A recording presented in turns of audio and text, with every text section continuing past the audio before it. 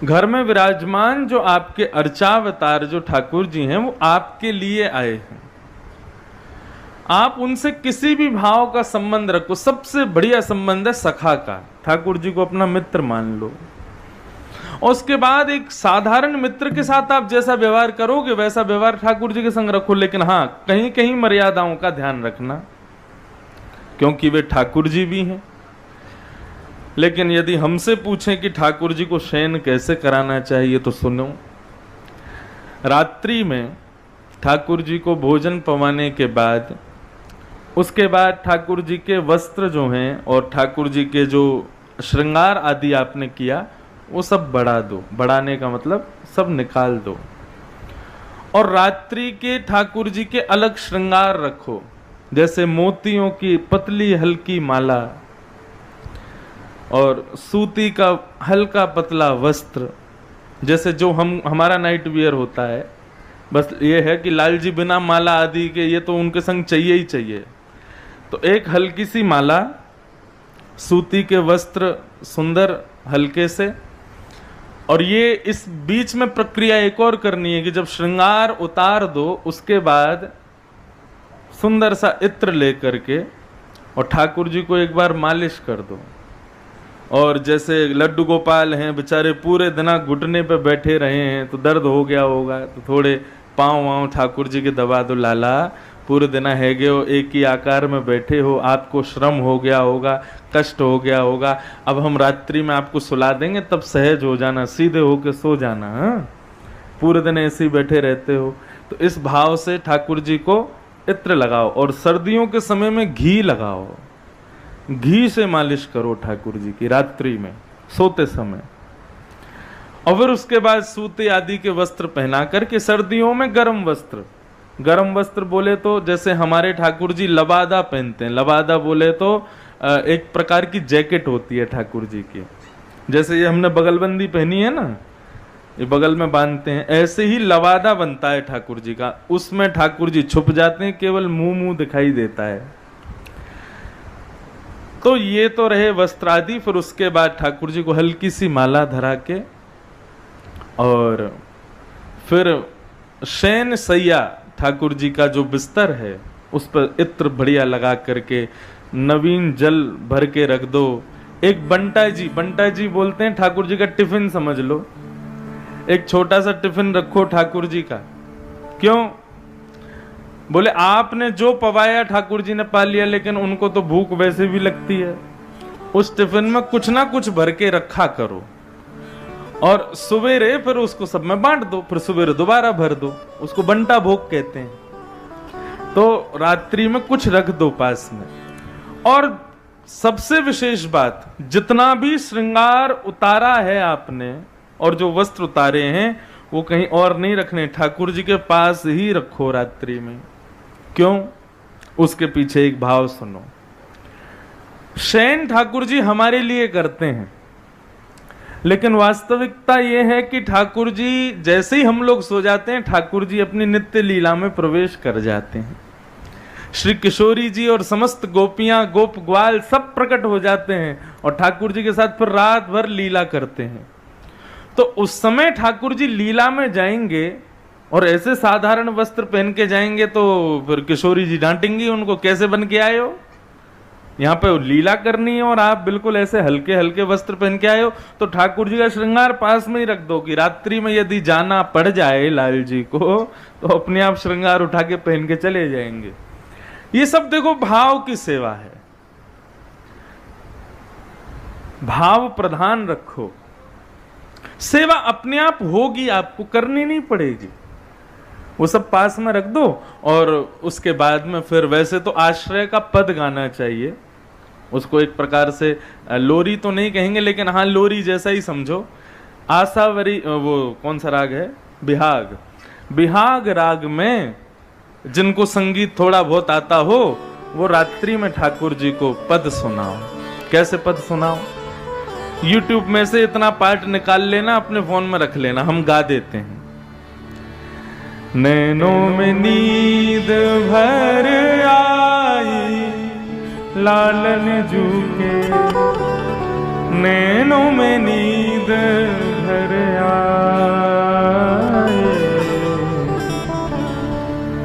कौन श्री लालन जू की सेज सजावे, कौन भरे जल झारी लालन जू के नैनों में नींद भर आए। ललिता श्री लालन जू की सेज सजावे, विशाखा भरे जल झारी। ये दो सखियां हैं ठाकुर जी की। विशाखा भरे जल झारी लालन जू के नैनों में नींद भर आए, नैनों में नींद भर आए, नैनों में नींद भर आए। ये पद गा करके और धीरे धीरे ठाकुर जी की चद्दर रजाई जो भी है उसको कंठ तक ले जाओ और ठाकुर जी को सुला दो।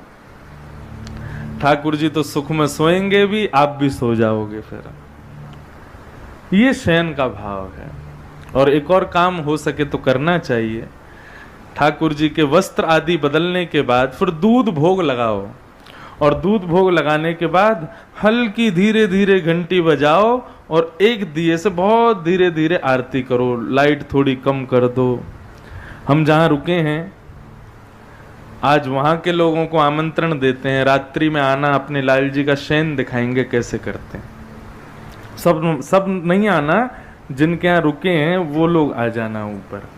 हाँ, अगली बार कथा हो तो फिर अपने जिन जिन लोगों को ये दर्शन की अभिलाषा है अपने घर व्यवस्था करना हमें रोकने की। तो फिर ये सुख मिलेगा।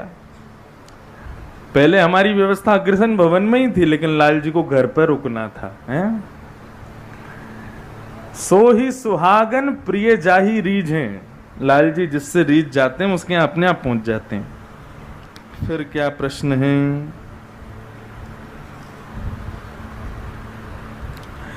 महाराज जी, मासिक धर्म को निषेध क्यों कहा गया है? मंदिर या रसोई में जाना अवैध क्यों माना जाता है? कथा है, सुना देते हैं। वैसे तो आज क्रम में आनी थी, लेकिन बहुत कथा है इसलिए शायद मैं ना कह पाऊं, इसलिए अभी सुना देता हूं। बहुत ध्यान से सुनिएगा, सब माताएं, भाई लोग, बहनें, सब बिल्कुल ध्यान से एकाग्र पूर्वक सुनिए। जो मास पर्यंत हमको, माताएं बहनों को हम निषेध करते हैं वैदिक कार्यों में, पूजा अर्चना आदि में, उसके पीछे कारण क्या है? इंद्र ने, देवताओं के गुरु थे, उनका नाम था त्वष्टा। क्या नाम था? त्वष्टा। जब देवताओं के गुरु बृहस्पति ने गुरु पद का त्याग कर दिया तो उसके बाद देवताओं के गुरु बने त्वष्टा। तो त्वष्टा जो थे ये दैत्यों के भांजे थे। कौन थे? दैत्यों के भांजे। अच्छा, दैत्य और देवता और दानव ये तीनों कोई अलग थोड़ी है, एक ही खानदान के हैं, सब भाई हैं आपस में। कश्यप ऋषि की संतान है। दिति, अदिति और दनु, कश्यप की 3 पत्नी हैं। अदिति से हुए देवता, दिति से हुए दैत्य और दनु से हुए दानव। हैं सब कश्यप ऋषि के ही बालक, लेकिन इसमें आपस में इन सब में भेद रहता है। तो देवताओं के जो गुरु थे वे बने त्वष्टा, और त्वष्टा दैत्यों के भांजे थे। तो गुरु जी बन गए जब त्वष्टा, तो रोज अपने शिष्यों के नाम से हवन करते थे। तो एक दिन सारे मामा इकट्ठे होके आ गए, बोले क्या हो रहा है भांजे राजा? कथा सुनो, ये कथा बहुत जानने योग्य, समझने योग्य है। माताओं को भी पता चले कि उन्होंने कितना बड़ा बलिदान किया है, और भाइयों को भी पता चले कि ये माताओं का कितना बड़ा सेक्रीफाइस है इस संसार के लिए। तो दैत्यों के भांजे और देवताओं के गुरु एक ही हैं, त्वष्टा। तो त्वष्टा एक दिन यज्ञ कर रहे थे, तो यज्ञ करते करते इतने में ही दानव आ गए, दैत्य आ गए, और आकर के बोले भांजे क्या हो रहा है? बोले कुछ नहीं पिताजी, अपने शिष्यों का बल बढ़ा रहा हूं। बोले अपने शिष्यों का बढ़ा रहे हो, हम भी तो तुम्हारे मामा हैं, हम पर भी थोड़ी दया किया करो तानपुरा, हम पर भी थोड़ा ध्यान दिया करो। तो मातृ प्रलोभन में आकर के मामाओं के इस करुण भाव को जानकर के त्वष्टा ने वो किया जो नहीं करना चाहिए था। वे देवताओं के लिए भी यजन करते थे और समय मिलने पर दैत्यों के लिए भी यजन करते थे। गुरुद्रोह तो सुना था, लेकिन यहां पर शिष्यद्रोह हो रहा था। तो एक दिन इंद्र दर्शन करने के लिए आए अपने गुरुजी का, त्वष्टा के दर्शन करने के लिए जैसे ही पहुंचे, और उस समय त्वष्टा कर रहे थे दैत्यों के नाम का हवन। जैसे ही इंद्र पहुंचे और अपने गुरुदेव को दैत्यों के लिए हवन करते हुए देखा तो इंद्र को क्रोध आया। बोले हम तो सोचते थे ये दैत्यों के भांजे हैं, लेकिन हमारे गुरु हैं तो हमसे छल नहीं करेंगे, लेकिन इन्होंने छल किया। और इंद्र ने निकाली अपनी तलवार और त्वष्टा का सर धड़ से अलग कर दिया, अपने गुरु को ही मार दिया इंद्र ने, जिसके कारण इंद्र को ब्रह्म हत्या लग गई और इंद्र के लिए स्वर्ग के दरवाजे बंद हो गए। ब्रह्म हत्यारों को स्वर्ग में आना निषेध है, चाहे वो इंद्र ही क्यों ना हो। ब्राह्मण हत्या जब इंद्र को लग गई तो सब देवताओं ने विचार किया कि भाई हम लोग राजा विहीन हो गए तो दैत्य चढ़ाई कर देंगे स्वर्ग पर, कैसे इंद्र को पुनः राज्य गद्दी पर बिठाया जाए। तो विचार मंत्रणा करके, खोजबीन करके जब ये बात सामने आई कि यदि कोई 4 लोग इंद्र के ब्रह्म हत्या को अपने ऊपर ले लेंगे तो इंद्र ब्रह्म हत्या से मुक्त हो जाएगा और उसको स्वर्ग की राजगद्दी मिल जाएगी। ब्रह्म हत्या का मतलब क्या होता है? ब्रह्म हत्या का मतलब पापों में भी महापाप। 5 या 6 प्रकार के महापाप हैं। मैं श्लोक खोज के एक कल की कथा में बताऊंगा कौन कौन से महापाप हैं। उनमें एक महापाप ब्रह्म हत्या है, ब्राह्मण हत्या। ब्राह्मण हत्यारा कोई भी क्यों ना हो, उसको कभी स्वर्ग स्वीकार नहीं करेगा, उसको कभी ठाकुर जी स्वीकार नहीं करते। लेकिन इंद्र को कैसे अब स्वर्ग नहीं जाएगा, तो फिर स्वर्ग का राजा है इंद्र। तो सबने विचार किया कि यदि कोई 4 लोग अपने ऊपर ब्रह्म हत्या ले लें इंद्र की, तो इंद्र ब्रह्म हत्या से मुक्त हो जाएगा। और इंद्र ने भी कह दिया जो भी लोग मेरी ब्रह्म हत्या को अपने ऊपर लेंगे मैं उनको वरदान भी दूंगा। तो सबसे पहले ब्रह्म हत्या को स्वीकार करने के लिए आगे बढ़ा जल, पानी। तो पानी में जो ब्रह्म हत्या का दोष है वो है पानी में स्वतः प्रकट होने वाला झाग, फैन समुद्र में आता है, उसको ब्रह्म हत्या का दोष माना जाता है। उसका स्पर्श करके आपको फिर स्नान करना चाहिए। लेकिन जब वो समुद्र के अंदर होता है और तीर्थ का कोई समुद्र होता है तो वहां स्नान में दोष नहीं होता, क्योंकि तीर्थ में है। लेकिन पानी में उठने वाला जो झाग है उसको ब्रह्म हत्या का दोष माना गया है। और इंद्र ने पानी को ये वरदान दिया कि हे जल, तुमने मेरा ब्रह्म हत्या स्वीकार किया, मैं तुमको वरदान देता हूं कि तुम कभी भी किसी के रूप को बिगाड़ोगे नहीं। जिस वस्तु में तुमको मिलाया जाएगा उस वस्तु का रस और सुंदर हो जाएगा। इसलिए बिना जल के कोई भी अधिकतर 90-99% कोई भी वस्तु निर्मित नहीं हो सकती। जल का आवश्यक हर वस्तु में है। तो पहली ब्रह्म हत्या ली जल ने। दूसरी ब्रह्म हत्या अपने ऊपर धारण की पृथ्वी ने। तो पृथ्वी में जहां कहीं भी लाल मिट्टी दिखाई देती है वो ब्रह्म हत्या का दोष है। और पृथ्वी को वरदान दिया इंद्र ने कि कोई तुम में कितना भी गड्ढा करे लेकिन एक दिन तुम अपने आप भर जाया करोगे, तुम में कभी गड्ढा रह नहीं पाएगा। ये पृथ्वी को वरदान दिया। तीसरा ब्रह्म हत्या को अपने ऊपर धारण किया वृक्षों ने। तो कई वृक्षों के पत्तों को तोड़ने पर उनसे निकलने वाला श्वेत रंग का जो उनका लिक्विड पदार्थ होता है वो ब्रह्म हत्या का दोष माना जाता है।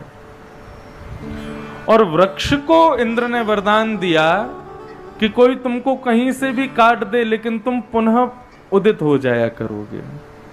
इस प्रकार 3 लोगों ने ब्रह्मत्या को लिया और चौथी ब्रह्मत्या को अपने ऊपर लेने के लिए आगे आई मातृशक्ति नारी। नारी ने कहा हम ब्रह्मत्या को स्वीकार करती हैं तुम्हारे को। तब इंद्र ने कहा कि हे माताएं, आप लोगों ने मेरी ब्रह्मत्या को स्वीकार किया, प्रत्येक मास कुछ दिनों के लिए मेरी ब्रह्मत्या के लिए आपको अपवित्र होना पड़ेगा। लेकिन मैं आपको वरदान देता हूं, वरदान सुन के आनंद आ जाएगा, लेकिन मैं आपको वरदान करता हूं कि पुरुष को आप अपने वश में कर पाओगी, ये शक्ति आपके पास होगी। पुरुषों को अपने वश में करने की शक्ति मैं आपको प्रदान करता हूं। ये इंद्र का वरदान है माताओं को। तो इसलिए मासिक धर्म जो माताओं को होता है वो इसीलिए है कि इंद्र का जो ब्रह्मत्या का दोष है, भागवत अनुसार वो माताओं ने स्वीकार किया। इसी कारण वे मास के कुछ दिन ठाकुर जी का स्पर्श आदि नहीं करती, क्योंकि ब्रह्मत्या का जो स्वरूप है वो महापाप माना जाता है। उसमें उनका दोष नहीं है, लेकिन उतने दिन वे अपवित्र हैं।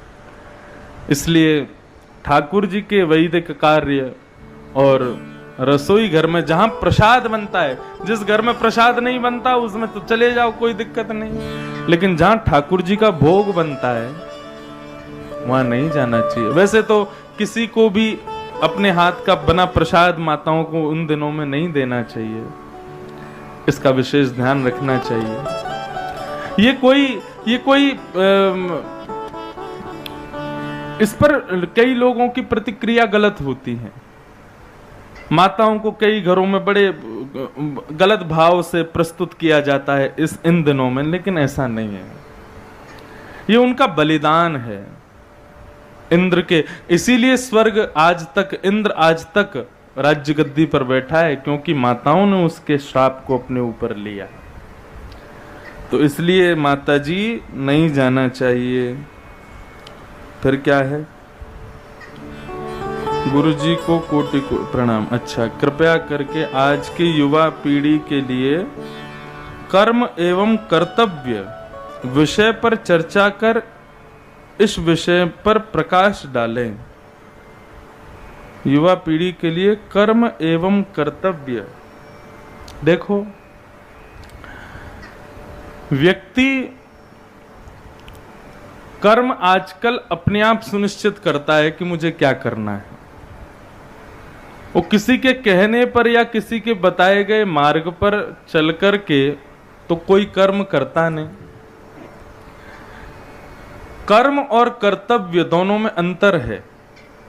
कर्म आत्म पोषण के लिए किया जाता है और कर्तव्य सामाजिक और व्यवहारिक पारिवारिक पोषण के लिए किया जाता है। जैसे कि ये कथा कराई जा रही है बगड़िया परिवार की ओर से, ये कर्म नहीं है, ये कर्तव्य है। आप जो अपनी दुकान पर जाते हैं, अपना बिजनेस करते हैं, आदि आदि जो कर्म करते हैं वो कर्म है, वो आप अपने आत्म पोषण के लिए कर रहे हो। लेकिन कर्तव्य व्यवहार पोषण के लिए किया जाता है। तो आजकल के बच्चे कर्म को तो समझते हैं कि हाँ, हमको जॉब करनी है, बिजनेस करना है, या हमको अपने एम्स फॉलो करने हैं, हमको ये सब करना है। ये कर्म को तो वे लोग जानते हैं, लेकिन कर्तव्यों का निर्वहन करना आज की पीढ़ी भूल चुकी है। और एक बात कहूं, 3 दिन से रोज आप युवाओं को डांट पड़वा रहे हो, लेकिन इसमें डांट पड़नी बड़ों को चाहिए, क्योंकि वे कर्तव्य भूल रहे हैं आप लोगों के कारण। मैं आज के युवाओं की परिस्थिति बताऊं तो आजकल के बुजुर्ग उतने धार्मिक नहीं होते जितने युवा होते हैं। आप कभी मेरी कथाओं में आकर के युवाओं को देखोगे, कई स्थान के युवा कथाओं में आते हैं, उनके भाव इतने अद्भुत होते हैं कि उन भावों को कोई पा नहीं सकता। इसका मतलब मेरा संशोधन, मेरा एक विचार ये कहता है कि युवा बताए गए मार्ग को यदि आप सिद्ध करके उसको बता दो तो वो करेगा। लेकिन उसको बताने वाला नहीं मिला है अभी तक। आज का युवा धर्म से दूर नहीं है, आज का युवा वैदिक सनातन धर्म को ऐसा नहीं जानना नहीं चाहता, लेकिन सनातन धर्म और हमारा वैदिक धर्म क्या है ये उनको बताने वाला नहीं मिला आज तक। और एक बात कहूं आपसे, व्यासपीठ या व्यास गद्दी से प्रवचन किया जा सकता है, लेने वाला ले, नहीं लेने वाले मत लो, लेकिन ये जो कर्तव्य निर्वहन होता है ना, ये तो माता पिता का ही धर्म है समझाना अपने बालकों को, ये और कोई नहीं समझाएगा। घर के माता पिताओं को शास्त्र आज्ञा करते हैं, माता शत्रु पिता बैरी ये न वालो न पाठितः। जो अपने बालकों को समय समय पर ज्ञान उपदेश नहीं करते माता पिता, ऐसे माता पिता बालक के शत्रु हैं। माता शत्रु पिता बैरी। इसलिए बंधुओं, गलती हम लोग क्या करते हैं कि बचपन में ही इतना लाड़ प्यार कर देते हैं कि वो लाड़ प्यार हमारा खत्म ही नहीं होता, चले ही चला जाता है, और वो एक समय पर आकर के इतना भयंकर हो जाता है कि बच्चे हमारे मुंह पर कुछ उल्टा सीधा बोल के चले जाते हैं और हम सुनते रहते हैं। बचपन में ये कह करके शांत हो जाते हैं कि अभी बच्चा है, और बड़े हो जाने पर फिर कुछ कह ही नहीं सकते।